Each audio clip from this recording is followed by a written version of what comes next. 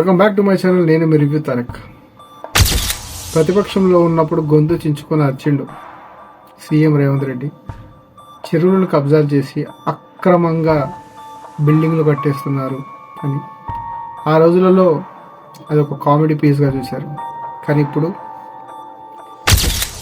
కబ్జా చేయాలి అంటేనే చెరువులనైనా ల్యాండ్లనైనా రియల్ ఎస్టేట్లైనా బడాబాబులైనా సినీ ప్రముఖులైనా ఎవరికైనా గుండెల్లో రైలు పరిగెట్టిస్తుంది మా సీఎం రేవంత్ రెడ్డి సార్.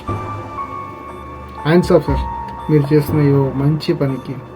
కానీ దీనివల్ల డబ్బు నుండి ఏం కాదు, కానీ పైసా కూడబెట్టుకొని రియల్ ఎస్టేట్ వాళ్ళ మాటలు నమ్మి ఎంతోమంది ఇల్లులని కొనుక్కున్న వాళ్ళని, ఈఎంఐలో ఉన్న వాళ్ళని ఇప్పుడు రోడ్డు పాలైపోయారు.